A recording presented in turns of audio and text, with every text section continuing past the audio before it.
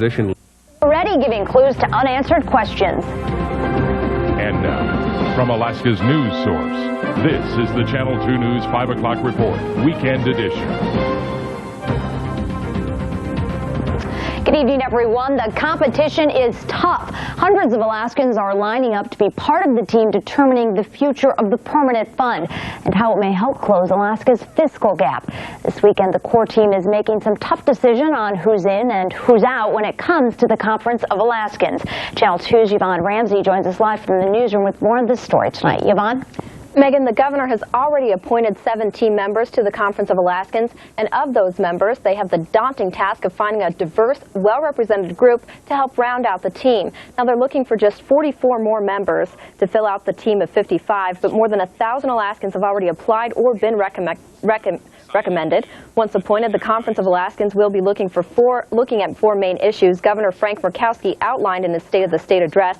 Those include whether or not to balance the Constitution, to keep the balance of the constitutional budget reserve above $1 billion to help offset the fluctuation of oil prices, and should the state use earnings from the fund to pay for essential state services like education. Committee Chair Mike Burns says the outstanding number of applicants is a representation of just how important the issue is to Alaskans. So there's been tremendous interest on the part of people of the state. We've had over 1,000 applications for these 55 seats. And I think all of us that are involved are very enthused by that interest. Once the makeup of the team is decided, the conference will meet in Fairbanks next month. Now, that team will then come up with a recommendation and present that to the legislature, and lawmakers will determine whether or not to put that recommendation on the November ballot. Megan. Well, Yvonne, more than 1,000 applicants. Any specifics on what the team is looking for exactly?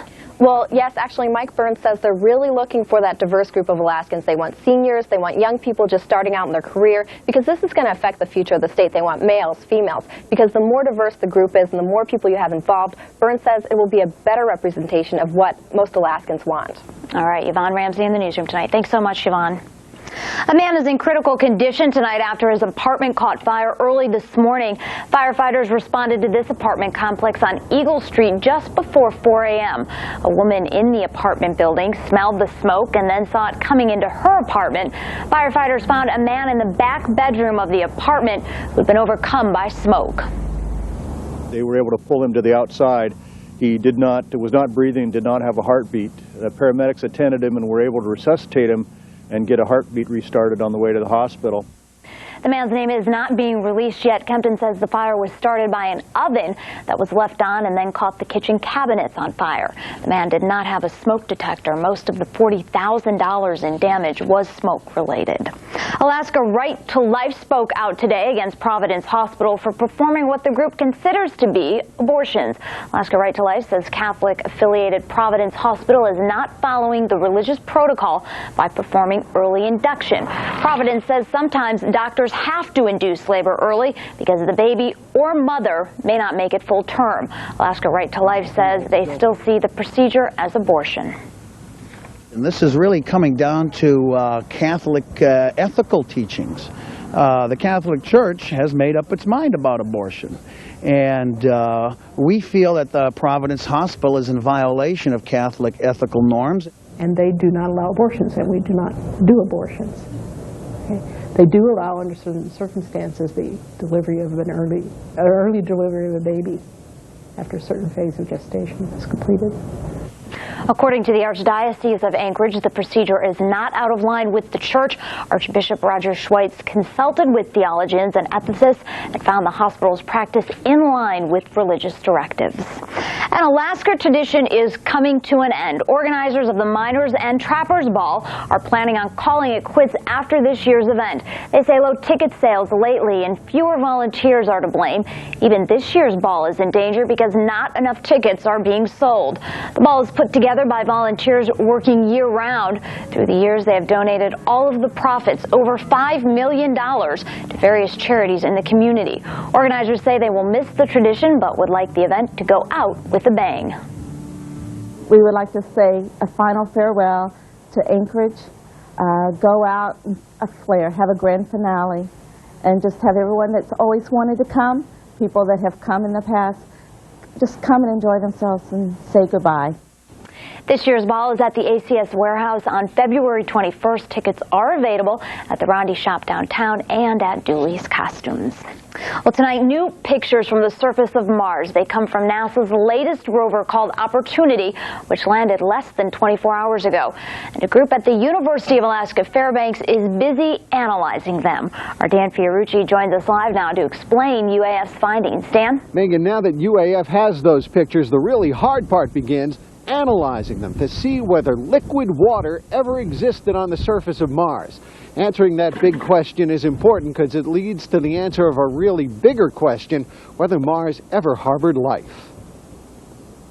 I think that's what the driving force is. Everyone wants to know, are we alone? And this is a step towards finding out that answer. At this time, the rocket has fired. We have KTUU. Grad student Sharon Pittis and her colleagues are UAF geologists, and they're awfully excited by these latest pictures from Mars. The photos show something no other lander has ever seen, a dark sand known as hematite. You and I would call it rust.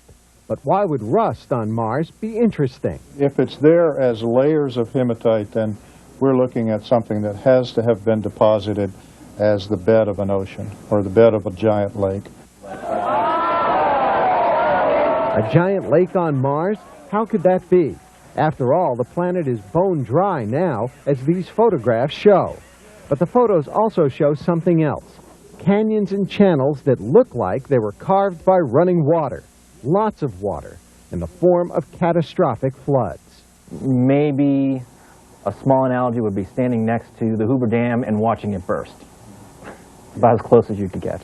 The case that these canyons were formed by running water would be greatly helped if it turned out that the hematite you see here in the lander pictures was deposited by standing water. But the rust could have come from somewhere else, like that big piece of bedrock that you see in the lander picture. UAF says it's time for them to talk to NASA about taking Opportunity for a little drive. And give them some clues as to where they might take this little rover to get the best indications of what lies beneath the surface. So in a little more than a week, Opportunity goes for a drive. The exciting part, Megan, is where it drives will be determined in part by what those UAF researchers find in those pictures. Yeah, Dan, really exciting. Now that the UAF team has seen the site, are they confident they'll be able to tell whether this hematite or this rust came from an ocean or a volcano? They think they can, and they think that whitish bedrock that you saw in the picture is the clue. Either it came from the bedrock, which came from a volcano, or it came from an ocean. We may know in the next few months. All right, Dan Fiorucci live for us tonight. Thanks so much, Dan. Still to come tonight on the 5 o'clock report, a U.S. helicopter crashes in Iraq while searching for a missing soldier, and a historic visit to Libya as that country tries to get back in the good graces of the U.S.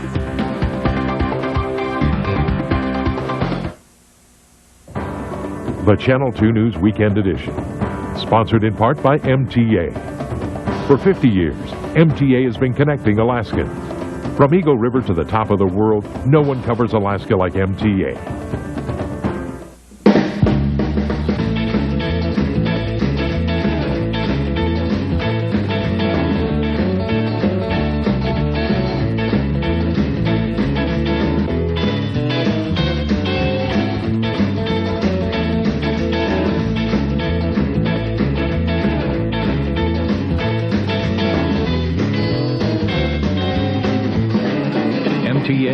Celebrating 50 years as your communications cooperative. You're watching Alaska's #1 weekend news team, the Channel 2 News 5 o'clock report with Megan Baldino. An Iraqi police officer has been killed while securing a search area where a U.S. military helicopter has crashed. The helicopter was searching for another soldier who was missing after his boat capsized in the Tigris River. The military isn't saying what caused the helicopter to crash into the river, but a search is underway for the two pilots. Meanwhile, the top commander in Iraq says evidence is growing that suggests al-Qaeda may be behind many of the attacks. It's just the frequency of the attacks and the types of attacks that are being conducted. You have Nasiriyah, you have Karbala that are complex attacks with car bombs. So those are typically al-Qaeda tactics that they've been using. Earlier today, an American soldier was killed by a rocket-propelled grenade. Insurgents attacked a column of armored vehicles in a town just north of Baghdad. A U.S. delegation has begun a landmark visit to Libya as the country prepares to dismantle its weapons program. The group landed in a U.S. plane, the first to arrive in Tripoli since 1969. The bipartisan group of 6 House members will try to normalize diplomatic relations with the country. The U.S. banned Libyan oil imports in 1982 and imposed economic sanctions in 1986, accusing the country of sponsoring terrorism. Both sides hope those sanctions can now be lifted. Well, that's up to the White House and the State Department. They will make that determination, but we're here to let the leaders of Libya know that if they continue the steps they're taking, that's a very real likelihood. During the visit, the group will hold talks with senior Libyan government officials and businessmen. Negotiators at a week-long prison standoff in Arizona are still trying to free a female guard being held hostage. Officials spoke to her during the night, and she is believed to be okay. Inmates yesterday freed a male guard in exchange for one of the inmates' demands. That guard is reportedly doing well. The incident broke out last Sunday when one of the inmates assaulted and overpowered a guard. He then teamed up with another inmate in the prison yard, seized control of the armed tower, and held the guards hostage. 2 days before the first Democratic presidential primary, the polls show the race is still too close to call. John Kerry is apparently growing his lead, with a Newsweek poll indicating he could beat President Bush if elections were held today. All the candidates are taking advantage of the weekend to rally their supporters and those voters who are still undecided. The first primary is held Tuesday in New Hampshire. Well, it's time now to take a first look at our forecast, and Tracy's at the Weather Center. Tracy, kind of a brisk day out there. Brisk but beautiful. We had another lovely day. Much of Alaska had clear skies and kind of chilly temperatures. Basically, it was the edges of the state that saw some clouds and slightly warmer temperatures. We'll tell you all about it during the forecast next.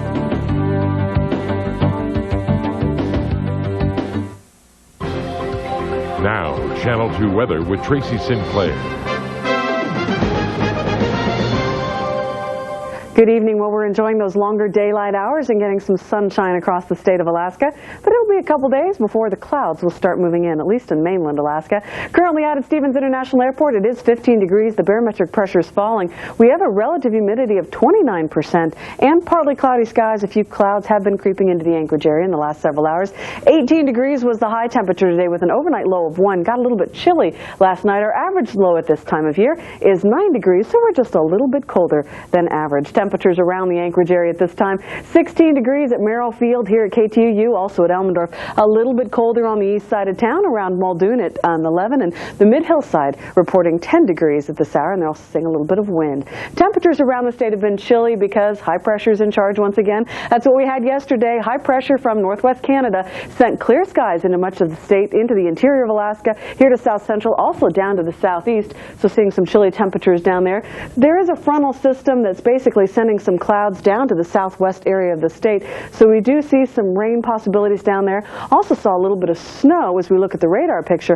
A little bit of snow around Cordova today, also Whittier. Mainly we're starting to see some clouds in southwest or southeast Alaska, but we do expect to see a little bit of clear skies to continue. Still chilly temperatures into the interior. Fairbanks still at -10, -11 around Barrow, with the wind chill once again dropping down in the mid-30s. You can see where some clouds were influencing and some warmer air. We saw a little bit of warm air across the west coast, and 15 degrees currently in Nome, 39 in Cold Bay. Here in south central, we've got some mid-teens going around Palmer and Wasilla, 28 in Whittier, where they are seeing snow this hour, and Cordova also reporting 28 degrees.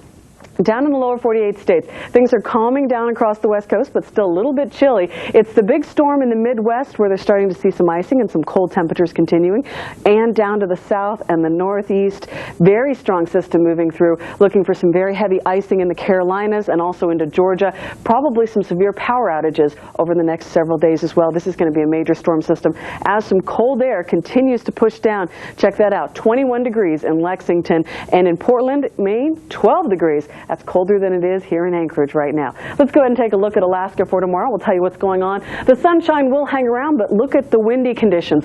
To the northwest, down to the southwest, to the west coast of the state, also the southeast. Wind advisories and very strong winds. Winds gusting up to 60 miles per hour in some areas. Also, wind chills up along the northeast coast. We are seeing some wind chill advisories down to -60 possible tonight. Still expect to see the clear skies tomorrow throughout much of south central. Cordova, one of the places to see some strong winds tomorrow, about 60 miles per hour. In the Mat-Su Valley tomorrow, mostly sunny skies, but strong winds tonight and tomorrow along the Matanuska River. And here in Anchorage, we'll see mostly clear skies tonight. Probably get down to about 2 degrees, mostly sunny tomorrow. And it looks like the sunshine will continue for a couple more days. We'll have partly cloudy skies, but that really means a lot of sunshine with a few clouds moving in. So it's going to stay kind of chilly. And yeah, that wind today was a little bit... That's what's really going to get us. Cold, it's going to be the wind chill. All right. Thanks, Tracy, so much. Big weekend for the Aces. And the Seawolves, too. Difficult to pick a weekend in recent memory with so many big wins, many of those away from Anchorage. But in town, the Aces inched closer to first. We'll talk about it next. Stay with us.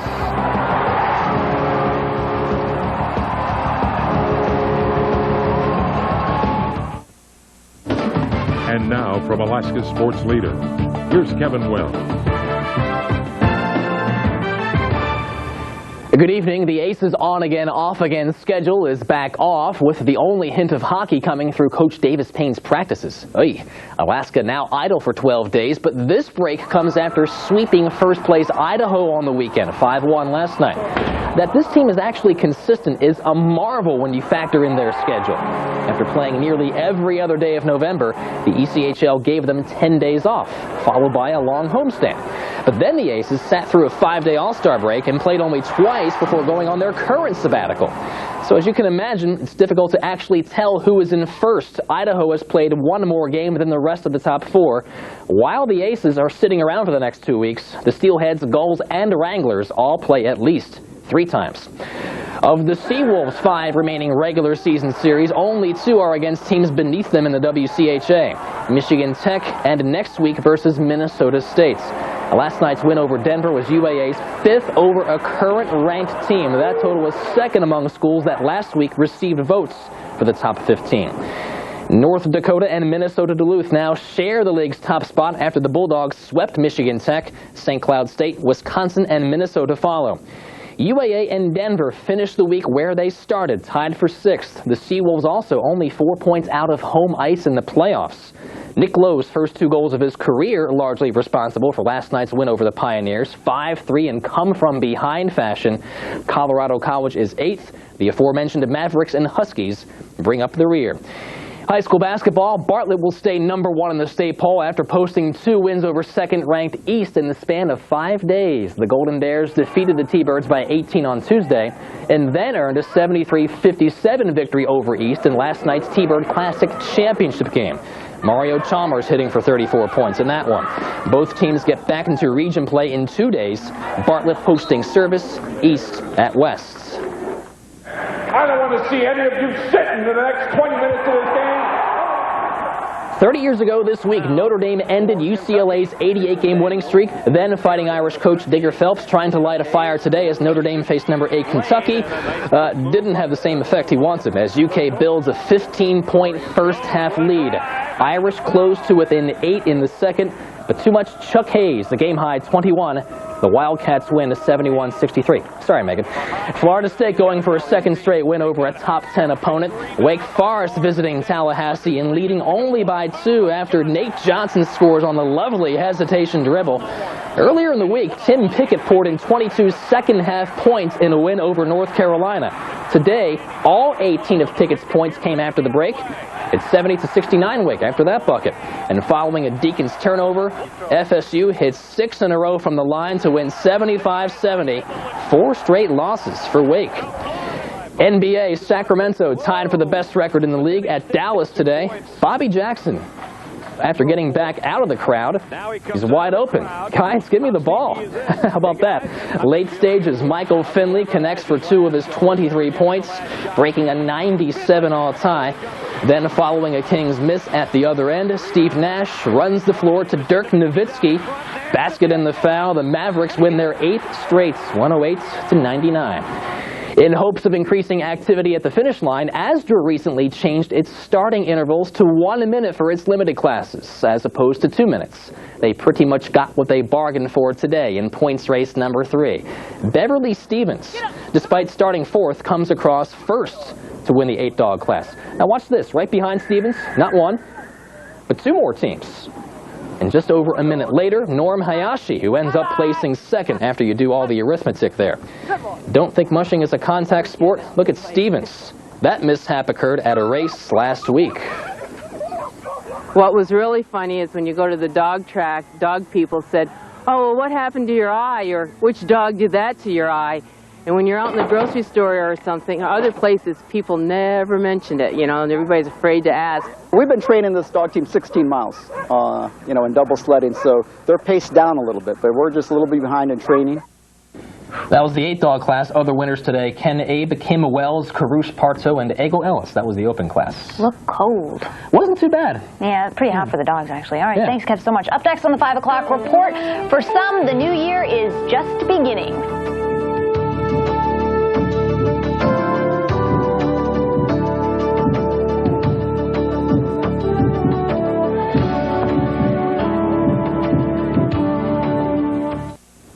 Finally tonight, for some people, the new year is just getting underway.